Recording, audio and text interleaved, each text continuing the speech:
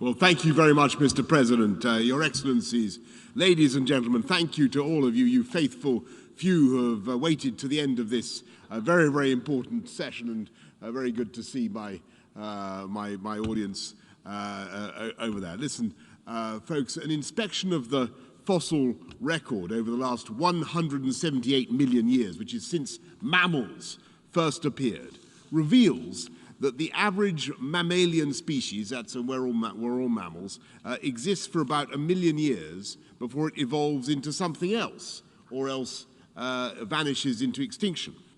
And of our allotted lifespan of 1 million years, humanity, Homo sapiens, has been around for about 200,000 years. In other words, we're still collectively a youngster.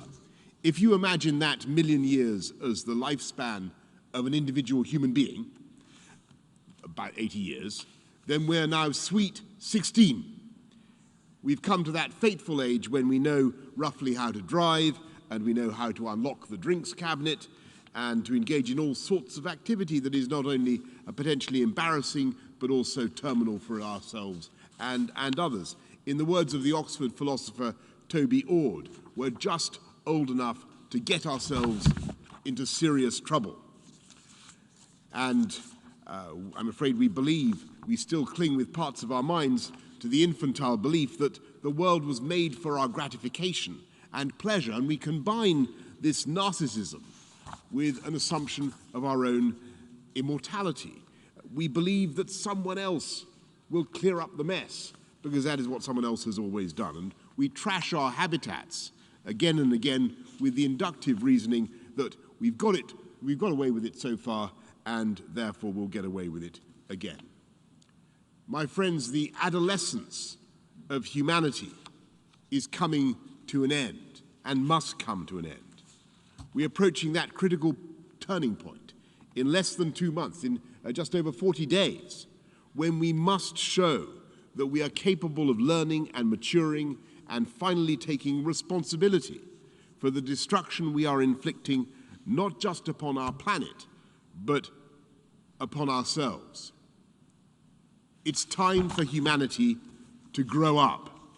It's time for us to listen to the warnings of the scientists. And if you look at COVID, if you want to see an example of the gloomy scientists being proved right, it's time for us to grow up and understand who we are and what we are doing.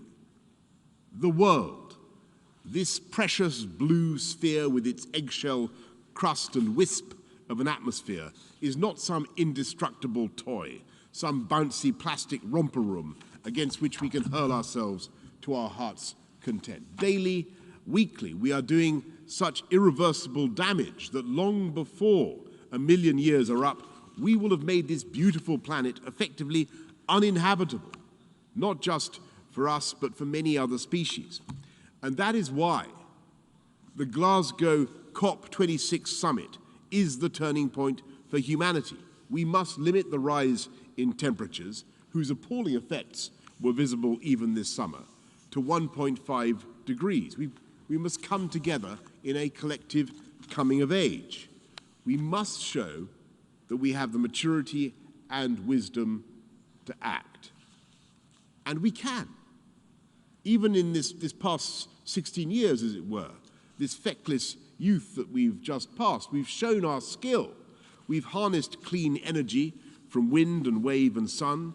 We've released energy from within the atom itself and from hydrogen, and we found ways to store that energy in increasingly capacious batteries and even in molten salt. We have the tools for a green industrial revolution. We've got the kit, but time is desperately short. 2 days ago, here in New York, we had a session in which we heard from the leaders of the nations most threatened by climate change: the Marshall Islands, the Maldives, Mr. President, Bangladesh, and many others. And they spoke of the hurricanes and the flooding and the fires caused by the extreme meteorological conditions the world is already seeing. And the tragedy is that because of our past inaction, there are further rises in temperatures that are already baked in. And my friends, baked is the word. If we keep on the current track, then the temperatures will go up by 2.7 degrees or more by the end of the century. And never mind what that will do to the ice flows, dissolving like ice in your martini here in New York. We will see desertification, drought, crop failure, and mass movements of humanity on a scale not seen before. Not because of some unforeseen natural event or disaster, but because of us, because of what we are doing now. And our grandchildren will know that we are the culprits, and they will know that we knew, that we were warned, and they will know that it was this generation that came center stage to speak and act on behalf of them, on behalf of posterity, and that we missed our cue. And they will ask themselves what kind of people we were to be so selfish and so short-sighted. In just 40 days' time, we need the world to come to Glasgow to make the commitments necessary. And we're not talking, I'm afraid, about stopping the rise in temperatures. We can't do that. It's too late to stop the rise in temperatures. But to restrain that growth, as I say, to 1.5 degrees. And that means we need to pledge collectively to achieve carbon neutrality, net zero, by the middle of the century. And that will be an amazing moment if we can do it, because it will mean that for the first time in centuries, humanity is no longer adding to the budget of carbon in the atmosphere, no longer thickening that invisible quilt that is warming the planet. And it's fantastic that we now have countries here at the UN representing 70% of the world's GDP who are committed to this net zero objective. 70% of the world GDP, and I'm proud to say when my friend and colleague Alok Sharma, the president-designate of COP26, began his mission, his peregrinations around the world, that number was only 30% of world GDP. So we're getting there, is the point I'm making. And we can go further, and if we are going to stave off these hikes, these rises in temperature, we must go further, and we must go faster. We need all countries, every single one of you, to step up and commit to very substantial reductions by 2030. And I'm absolutely convinced, I passionately believe, that we can do it by making commitments in 4 areas. And I want you to remember them: coal, cars, cash, and trees. Coal, cars, cash, and trees. It's very simple. I'm not one of those environmentalists, by the way, who takes a moral pleasure in excoriating humanity for its excess. I don't see the green movement as a pretext for a wholesale assault on capitalism. Far from it. The whole experience of the COVID pandemic is that the way to fix the problem is through science and innovation, the breakthroughs and the investments that are made possible by capitalism and free markets. And it's through our Promethean faith in new green technology that we are cutting emissions in the UK. When I was a kid, we produced almost 80% of our electricity from coal. I know that some of you here tonight rely very heavily on coal. But in the UK, that percentage is now down to 2% or less, and coal will be gone altogether from our energy production by 2024. We've put in great forests of beautiful wind turbines on the drowned prairies of Doggerland between Britain and Holland in the North Sea. In fact, we produce so much offshore wind that I'm thinking of changing my name in honor of the god of the North Wind to Boris Johnson. There you go. There's a shove in that classical allusion this time of night to see if you're paying attention, folks. And I know that we're ambitious in asking the developing world to end the use of coal power by 2040, and for the developed world to do so by 2030. But the experience of the UK shows that it can be done, and profitably too. And by the way, I want to thank very much President Xi of China for what he has just done to end China's international financing of coal. And I hope China will now go further and phase out the domestic use of coal as well. Wouldn't that be a great thing? Because the experience of the UK shows that it can be done. And when I was elected Mayor of London, only a mere 13 years ago, I was desperate to encourage more electric vehicles. And we went around the city putting in charging points. And I'm afraid to say that in those days, those charging points were pretty lonely objects and not much patronized. But today, it's totally different. And the market for electric vehicles is growing at an extraordinary pace, maybe 2/3 every year. And Nissan is sufficiently confident now to invest £1 billion in a new EV factory plus a gigafactory for batteries. And that is because the government, we have set the hard deadline for the sale of new hydrocarbon internal combustion engine vehicles by 2030, the most aggressive deadline in the whole of Europe. And again, we call on the world to come together to drive this market in a low-carbon way, drive this market so that by 2040 there are only zero-emission vehicles on sale anywhere in the world. And my point is that you can make these cuts in pollution, these massive cuts in pollution and emissions, while driving jobs and growth. We've cut our greenhouse gas emissions by 44% in the last 30 years, while expanding our GDP by 78%. And we will now go further by implementing one of the biggest nationally determined contributions currently being offered. The nationally determined contribution is the NDC, is the pledge that in the run-up to COP, we're asking every country to make in cutting carbon. We're going to go down by 68% by 2030, 68% cut in carbon by 2030 compared to where we were in 1990. We're making a big bet on hydrogen. We're going to be expanding our nuclear capacity, and you can see the logic of going for more renewables when you look at the spike in hydrocarbon prices, particularly gas. We're helping people to reduce their own household CO2 by retrofitting their homes and going for new sources of heating. We're working towards Jet Zero, the first large guilt-free, carbon-free passenger plane.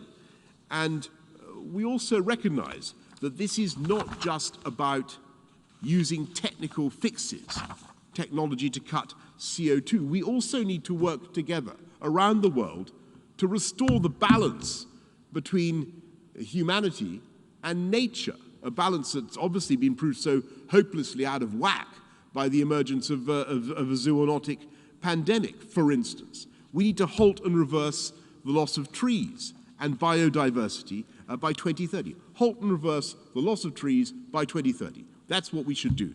A pledge to do that at the COP in just 40 days' time.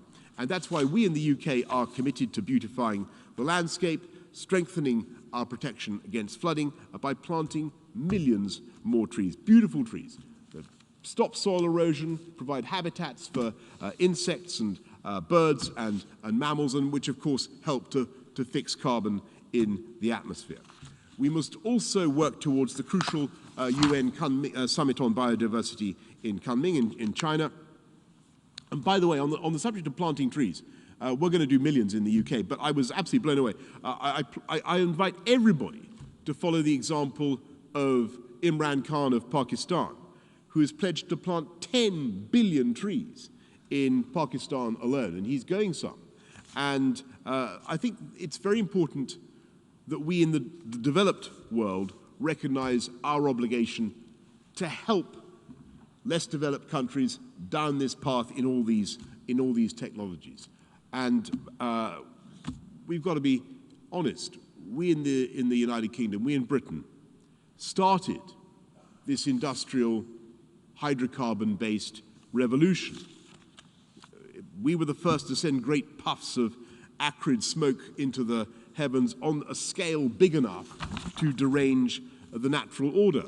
And though we were in fact, of course, doing something rather wonderful in one sense, we were setting in train a new era of technology that was itself to lead to a massive global reduction in poverty, emancipating billions of people around the world. I mean, the Industrial Revolution was a good thing fundamentally, but we were also unwittingly beginning to quilt the great tea cozy of carbon dioxide around the world. And so we understand that when the developing world looks to us to help, we must take our responsibilities.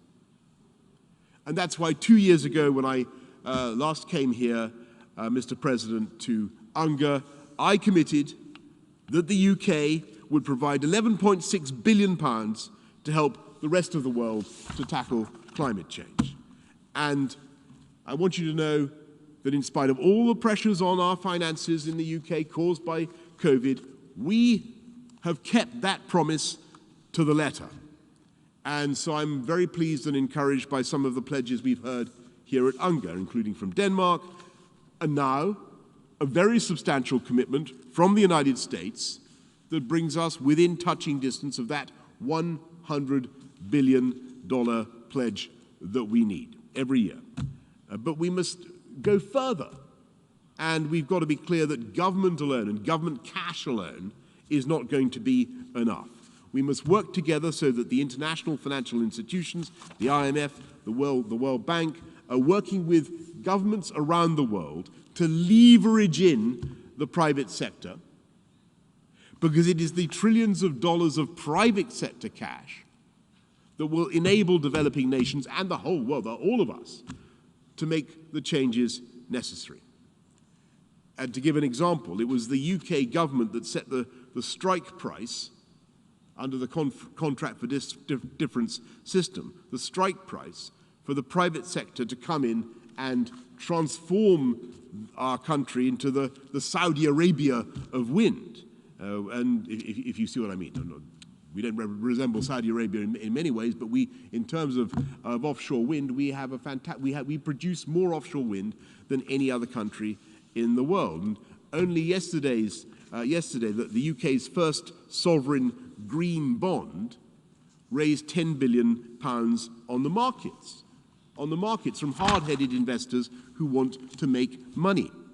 And my point is that these investments will not only help the countries of the world to tackle climate change, they will produce millions, I mean literally in the decades to come, millions and millions of high-wage, high-skill jobs. And today's workforce and the next generation of green-collar workers will have the extra satisfaction of knowing that they're not only doing something useful and well remunerated, providing green energy, but also helping to save the planet at the same time.